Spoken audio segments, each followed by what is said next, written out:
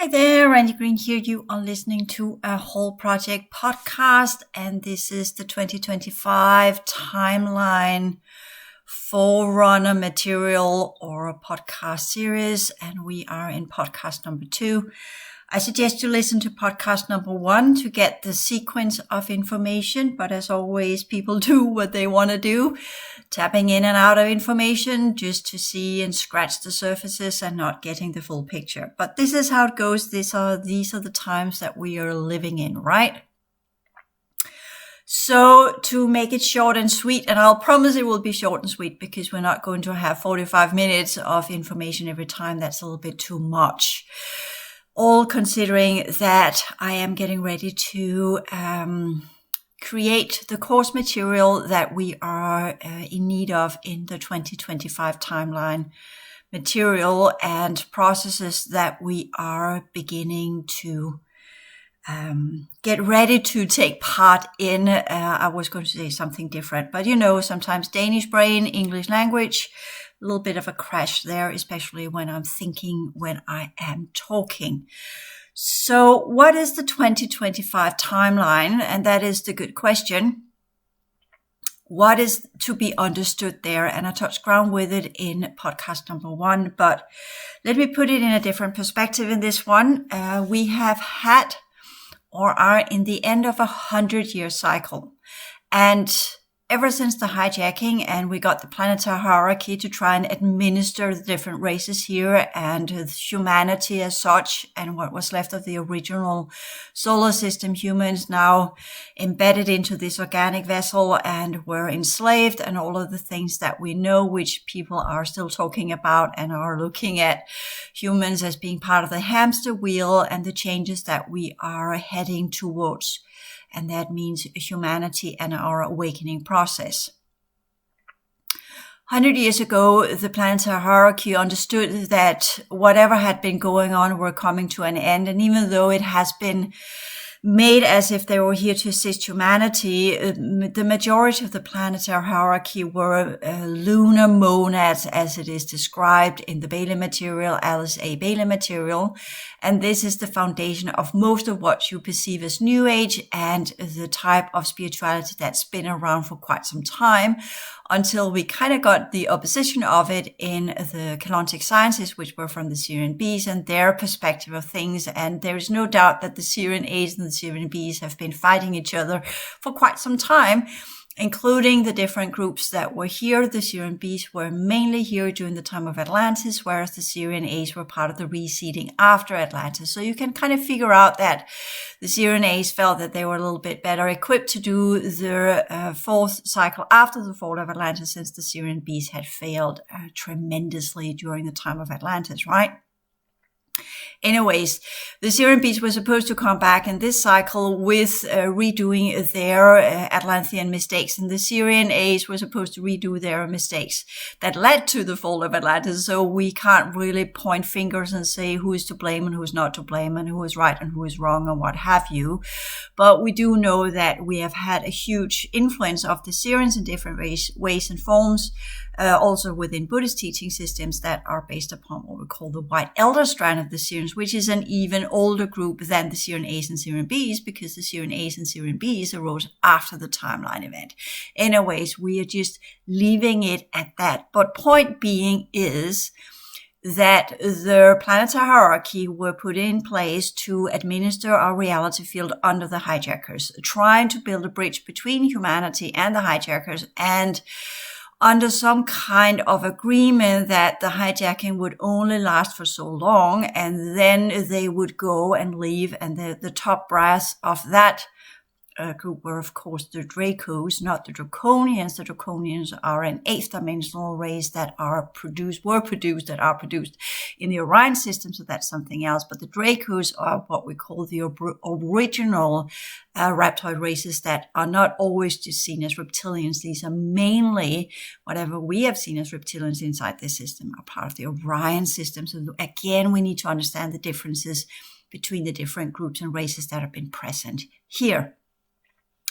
Anyways, the majority of the planetary hierarchy were lunars, And they call themselves the Great White Brotherhood, which we know from the Colontics, and that's not what they call themselves.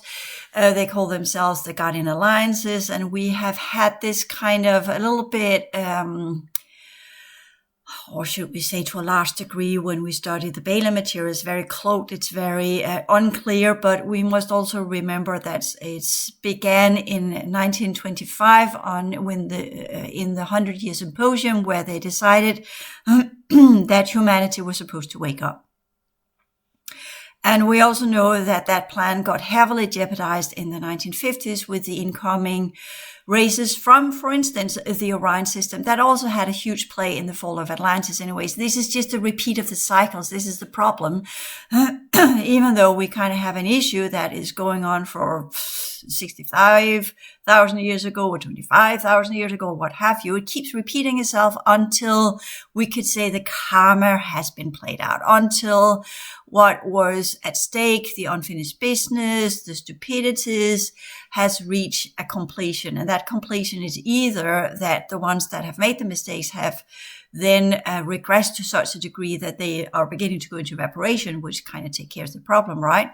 Or have made amends and kind of redeemed themselves and turn around and done the redemption and are joining the original, either the humanoids or the true human races, and not being this diverse insurgent group of different races that, after the timeline event, sprung from the different reality fields as their genetics began to regress and turned into what we understand as ill-mindedness. But it was based upon a genetic flaw that was already existing in the third dimension. So it's kind of going far up, as we know from the later history explained to us from the Colontics.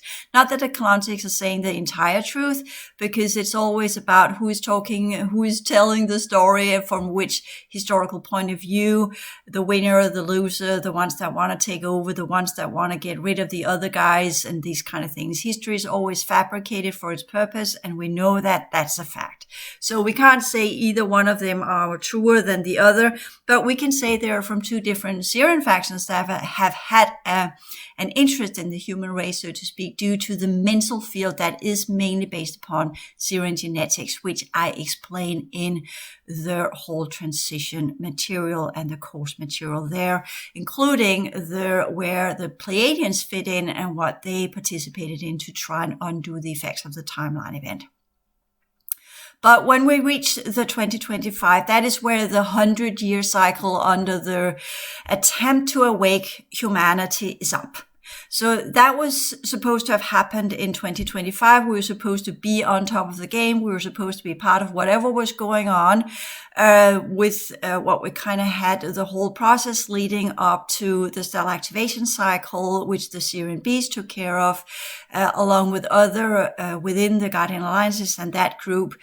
And as always, both sides were saying this is the best material, and their planetary hierarchy and their quote unquote guardian angels, archangels, and different groups they were working with were, of course, halfly interested in truly activating humanity. And I can't say really if the Syrian bees were just as interested in activating humanity, but we must recall and remember that they're working on two different levels and therefore cannot really be compared.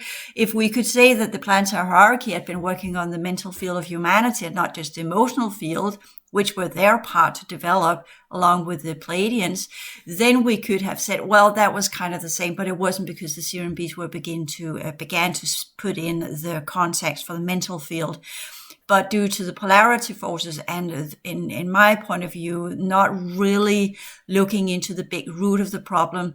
But again, you can say if the Syrian age was supposed to have seeded and cleared the ground and had not done so, and we had the Orion and negative forces from the Orion system, which we can call the Omicron races, just to put in a name in there, Orion, whatever the collective there, doesn't matter, because it's a vast group of different races that have joined the Dark Forces. Let's just put that under Darth Vader, if you like. It doesn't matter what we call them. It is a bunch of villains in all ways and forms that are just want things. They don't want anything to remain. They just want to take it over, swallow it, consume it, and then they move on. They're like grasshoppers, right? Whereas we could say the regressed races, the ones that were still in the density 2, had an interest in continuing a reality field under their control, of course, for their purposes and their needs and their continued existence. So there is a difference in objectives there.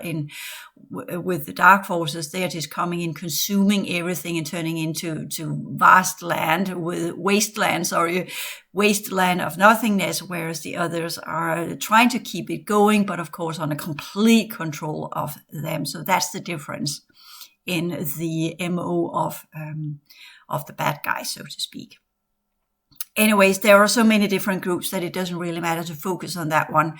So we could just say, overall speaking, nothing has been done as it was planned, and we are now reaching forward to 2025. And with the parallel Earth or the future Earth, you decide yourself, getting closer to our planet, at chipping away the 5-year cycle we should have had in that transition period, and now just literally just linking up, plugging in, and getting ready to blend with our reality fields, which is happening hour by hour, day by day. And at the same time they're doing that, they are activating the first, second, and third cycle to a larger degree than should have happened in the planetary activation cycle. So this is going to be different than we have trained for. And that's where I want to go with the understanding of what is coming now can in no ways or forms be aligned with any old terminology as of ascension, because there's nothing to do with that. And the awakening is that's too vague an expression to what is going to happen and how we're going to deal with this. And I do believe very strongly, also considering the last I'm going to say 6 years, but technically since I began 2007, and I've been kind of part of this understanding of the severity of our reality ever since I was a kid, because I saw things as a kid which most people don't see. And of course, I thought that was because of nightmares and we could say psychological issues. But remember, when I was a kid, we didn't have telly as we have today. We didn't have movies as we have today. We didn't have internet.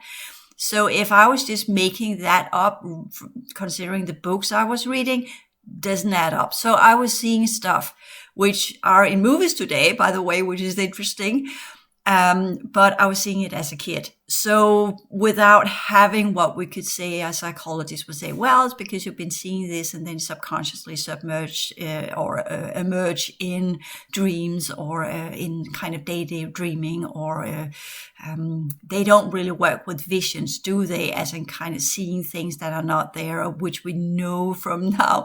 We have seen so much out there that have kind of tried to express this into the movie realm of trying to expand our human awareness into understanding there's so much more out there, and it's not just made up by the human mind itself, even though the human mind is good at combining information.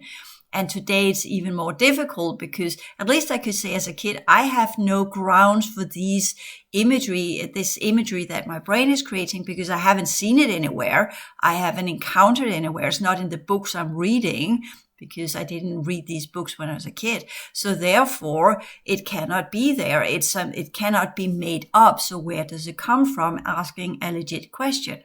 Today, it's so easy to say, oh yeah, there's probably some movie you've seen. It's probably something you picked up subconsciously on the internet or what have you. And that makes it difficult for us to discern between our own true visions and what has been made up, including, of course, the artificial insertions that we are suffering from heavily due to the alien technology that were implemented in the 1950s.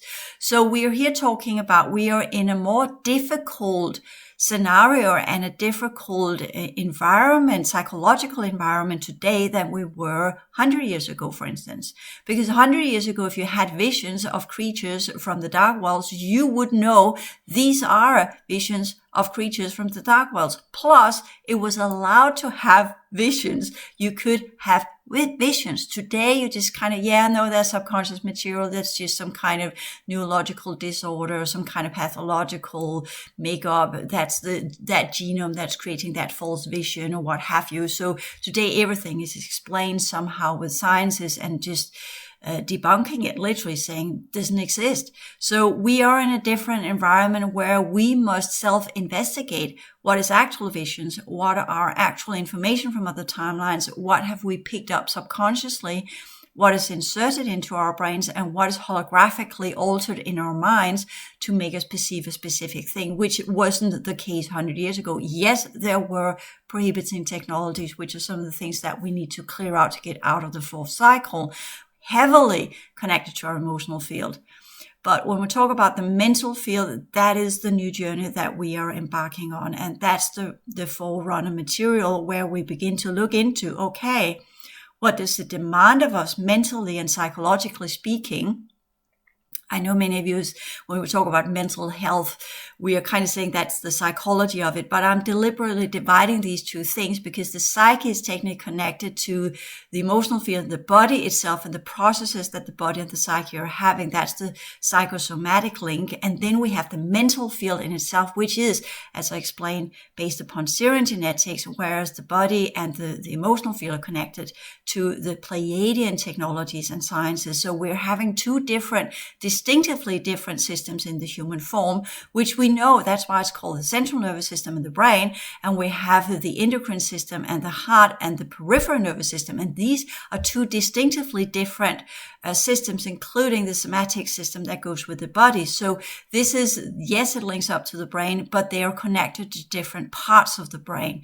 The central nervous system is kind of course, it controls the body, the sympathetic level of the body, which is why in my material I talk about that the mental field is connected to the core of our cells, whereas the emotional field is connected to the perimeter of our cells, which we know from epigenetics. And the somatic level, even though it is controlled by the brain and the central nervous system, running completely on an instinctual level, connected to the instinctual level of our brain capacity, and that is the little brain. I'm not going to call it the reptile brain because I think that's inaccurate, but the little brain, the cerebellum, it almost has what science calls up to 80% of our cellular activity, which is not entirely true because the rest of the brain is also working heavily.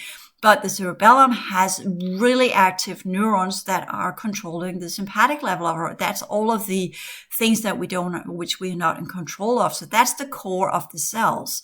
But when we talk about the perimeter, we're talking about the limbic system and all the things that goes with the limbic system, including the hippocampus, including our memory system, including the different processes that are affecting the gray matter and the frontal lobes, which are part of the mental field. And that's what we are heading into, the ability to work with our frontal lobes as well as the gray matter, the cerebrum itself, the latest part of the brain that is a state that belongs to humans specifically. Mammals have it, but not to the same degree as we have. So the frontal lobe is all what the white Syrians, the Buddhist teaching system, were focused upon, even though, of course, it was focused in a different manner since it was done some 500 BC. So that's a different era of human history. And we can take some of it, but not all of it. And that's why I did my take on Buddhism, which is the series you can find on the Whole Academy YouTube channel for free, because I used the Wikipedia material and therefore do not think it's proper to charge any cost of that. Plus, it was asked of me from the Syrian B, not the Syrian A's or the Syrian B's, but the white Syrians before they took off to make that series, which I technically began already back in 2017, but was stopped for reasons and purposes. Okay, so all things considered, things work in trinities. So the top of the Syrian A's and B's are the white Syrians. So that combined We are diving into the Sirian age. We're supposed to develop the emotional field to be ready to embark on the Sirian B Atlantean level of their mental capacity, which we are now getting ready to enter into. And that's what will begin in 2025. The 100-year cycle under the planetary hierarchy will be over. The old groups that were part of the hijackers will no longer be here. There's very few left, just the stubborn ones. They will be slowly but surely removed from our system. And then we will have where we were supposed to be, but we will now get into that part of our universal structure that really will demand a lot of us psychologically speaking. So not only are we to develop our psychological structure to be able to deal with these things, but we are also going to mentally really begin what it means to be part of a multidimensional reality with sciences that are way beyond what most have even begun to understand, because they are still struggling to complete the fourth cycle, which is all about the emotional field and the limbic system and the ability to have control of the physical form, as well as clearing the psychosomatic link and get ready to the psychic energetic version of reality, which is what my material focus on, trying to push you as quickly as possible from the old standpoint and viewpoint of what spirituality is, and push you into the psychic energetic side of things, where you understand that the ability to work with energy is supposed to be scientific. It's not supposed to be spiritual. So this is the new journey that we are getting ready for, and that will come in 2025. And that's the fifth cycle. And that's those of us who have begun this journey as forerunners now. We will be the ones that will set the standards for the rest of humanity to follow.